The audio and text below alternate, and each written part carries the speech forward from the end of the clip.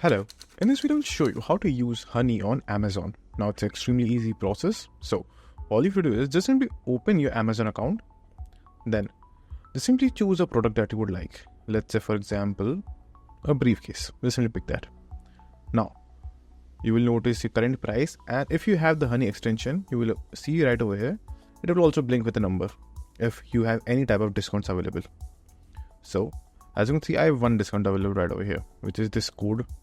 So if you click on it, you can copy the code. You can also click on this Honey option to view it, which will pop up right over here. And it will show you the best deal that is available for you. Now, once you will go to the add to cart option, or just simply click on buy now option and go to the checkout page. You will be able to apply your code right over here. And then once you will click on apply, the main balance of your item will be discounted by whatever discount that particular coupon is giving you. So that's the simplest way of using Honey on Amazon. So that's it, and if this video was helpful, please consider subscribing and liking the video.